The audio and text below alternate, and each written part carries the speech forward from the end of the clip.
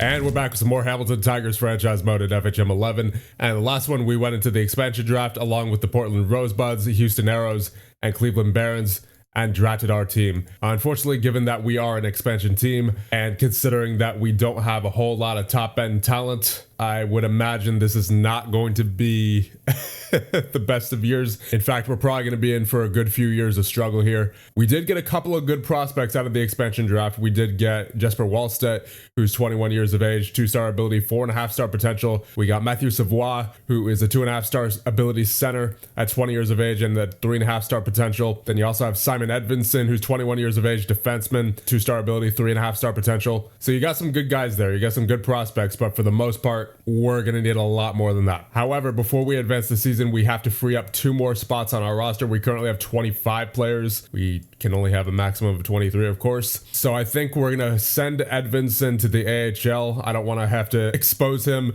to this likely tire fire of a season. So we're going to send him to Brampton. And I think I'll send Holmstrom to the AHL as well. So that brings us to 23 players. Our salary is at exactly $65 million, which is the floor. So I think what I'm going to do now is search for teams that have bad contracts and then just hopefully get some draft picks out of them. Because right now, our highest earner is Nate Schmidt, who's making less than $6 million. So we can certainly afford to take on a couple of contracts. Oh, wait a minute. Shea Weber. The Shea Weber contract.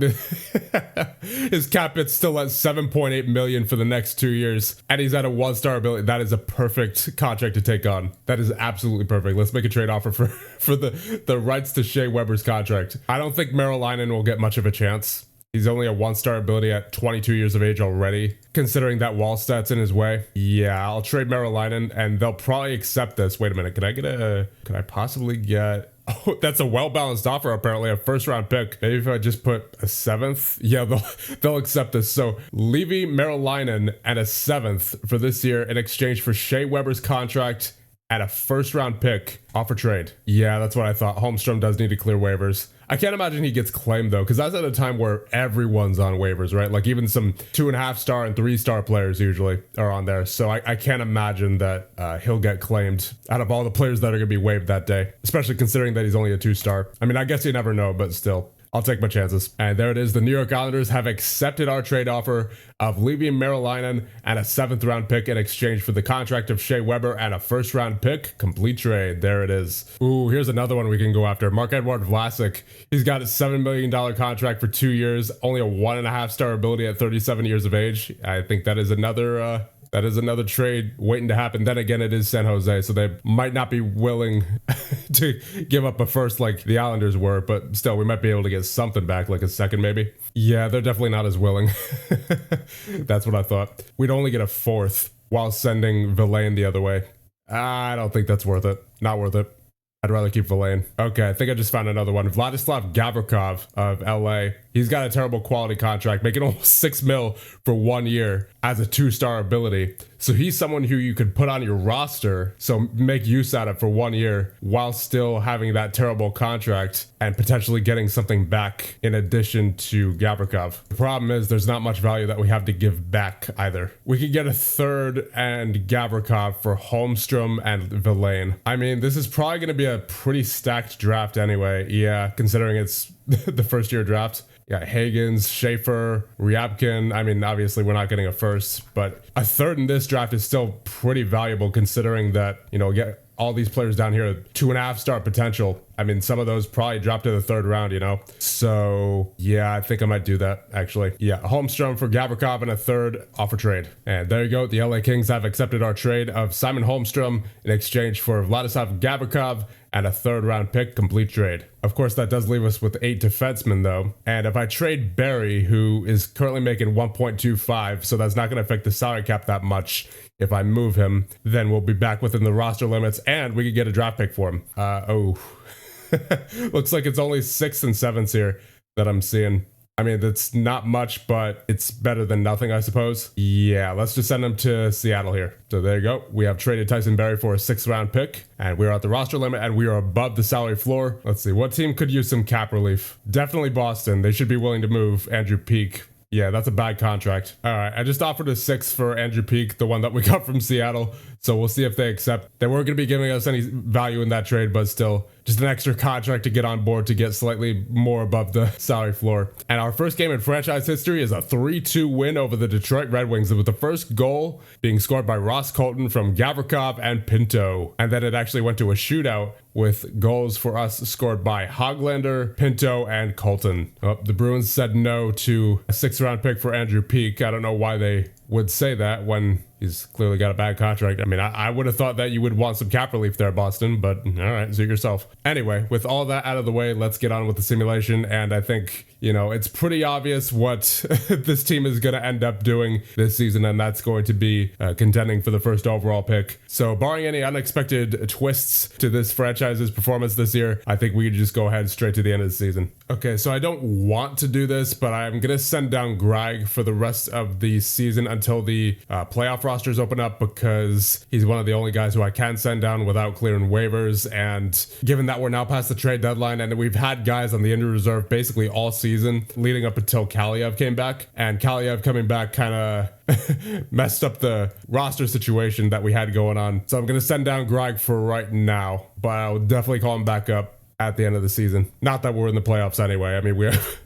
we have no chance at the playoffs. And we have finished the season 39, 38, and 5. Good enough for 8th in the Atlantic Division. And where are we in the league? 25th. So with that, let's take a look at the final season stats. Kirill Marchenko led the way with 70 points in 77 games played. He's up to a 3.5-star talent now. Let's check his development page. You have his stamina went up. A couple of his mental ratings went up. Aggression, determination, leadership. This is so nice.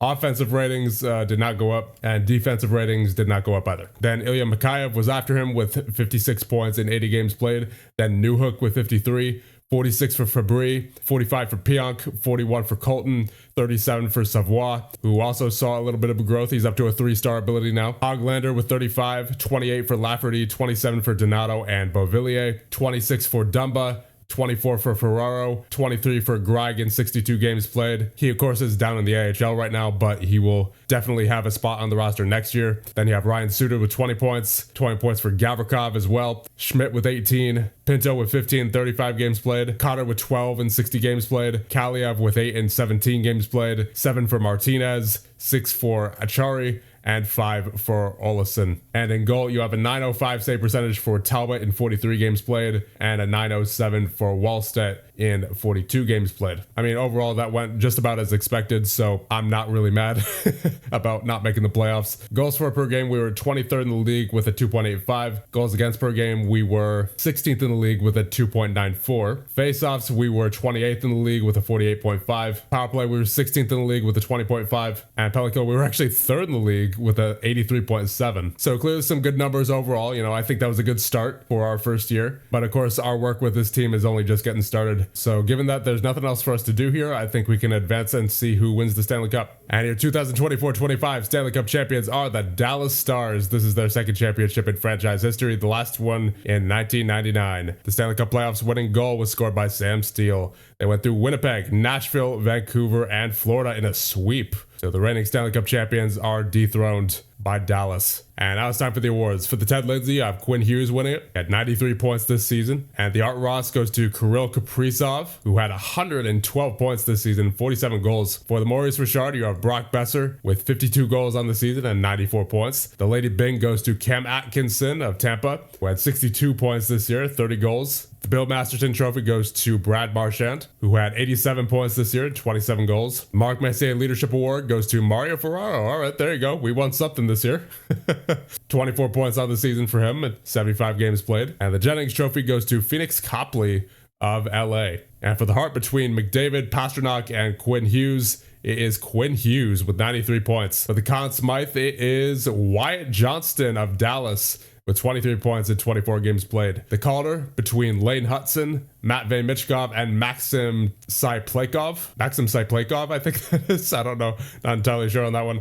Lane Hudson is the winner with 48 points in 81 games played for Montreal. For the Norris between Quinn Hughes, Shea Theodore, and Gustav Forsling, who had 59 points this season for Florida, is Quinn Hughes. For the Selkie between Adam Lowry, Tanner Jeannot, and Alexander Barkov, it is Adam Lowry with 35 points in 82 games played. For the Vezina between Jake Odinger, Yusei Saros, and Igor Shesterkin, it is Igor Shesterkin of New York with a 920 save percentage and 5 shutouts in 69 games played. For the GM of the year between Pat Verbeek, Steve Yzerman, and Steve Staios, it is Steve Staios of Ottawa. And for the Jack Adams between Greg Cronin, Travis Green, and Derek Lalonde, it is Travis Green of Ottawa. And we are now on June 23rd, which is the start of the prospect signing window, but we do not have any prospects, so there's nothing to be done. And we're just going to simulate up to the last day of the season on June 30th. And of course, we had just one positive category with a winning season, did not have any other positive categories. We failed to reach the playoffs, but no other negative categories, thankfully. And our total season score was 11, and obviously our total career score so far also 11.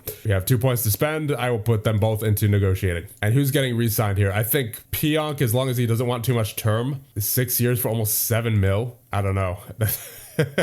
That's a bit much. I mean, it's not like we can't afford it, but he had 45 points last season, so he was solid for us, but I wouldn't say 7 mil solid. Robbie Fabry had 46 points for us last season. He wants 5.3 for 3 years. Yeah, I'll do that. I'll do that for him. He was pretty good. And we have settled on 5.07 for 3 years. Now, Anthony Beauvillier, 27 points in 82 games played. Good speed. I do like that. Is he a hitter? Not really. 40. Almost 4.7 for 3 years. Not entirely convinced about Donato. He had 27 points this past season. He wants 5.4 for 3 years. Is he a hitter? Kinda, yeah. He had 60 hits this past season. Kaliev, what does he want? He wants 4.4. We don't really have much of a sample size on him, though, considering he only played 17 games due to his long injury. But I am still willing to give him an offer here because I think he has some potential. And he's pretty young, too. He's only 24. Ridley Greig, I do want to bring him back. Get him for 2.5 for 3 years. Martinez, I think, will drop. Suter will drop.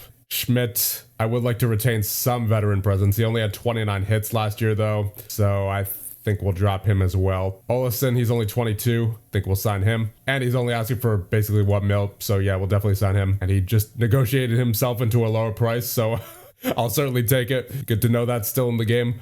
Then you have Edvinson, who just did the exact same thing. Gavrikov, he wants way too much. Iorio, we'll sign him. There you go. And Villain, I'll sign him as well. Once again, negotiating himself into a lower price. So who have we approached? We've approached Edvinson, Villain, Fabry, Greig, Iorio, Olafson, and Kaliev. Yeah, I think I'll let Donato walk. I do want to hold on to Beauvillier because he's got that speed. I think that'll be a nice asset, at least in the next couple of years while we're still building. So we'll give him 4.52 for the next 3 years. And then Pionk is the one I'm held up on. Is he really worth a 7-year deal? Is he a hitter? Yeah, he's definitely a hitter, that's for sure. 105 hits last season. He had 45 points too. He's definitely a good player, but I don't know about nearly 7 mil worth for 7 years. So I think I'll let him walk too. And that should be it for players that we need to re-sign. And we can move on to July 1st now. Yep, as expected, Ryan Suter has retired. And we have re-signed Olafson, Edvinson, Fabry, Beauvillier, Kaliev, Greig, Iorio, and Villain. So before we end things off here, let's take a look at what we need out of this upcoming free agency. We still have 2 goaltenders in Talbot and Wallstedt. On defense, oh boy. We have Ferraro and Dumba, that's about it. So we definitely need some defensemen. And at forward, you have 1, 2, 3, 4, 5, 6, 7, 8, 9, 10, 11, 12, 13. So in terms of numbers, we're good at forward, but we definitely need some defensemen there. Oh, right. And we also need to call up Greig. How's Edvinson doing? Yeah, I think I'll give him a chance next year for sure. Iorio's currently at a 1.5 star ability, and then Villain as well. So we're definitely going to need a few defensemen out of free agency, but I think we'll save that for the next one as we have already gone through a full year here in Hamilton. So we'll leave this one off here, and the next one we'll go through the offseason of year number 1 and hopefully make our way into year number 2 with your building Hamilton Tigers.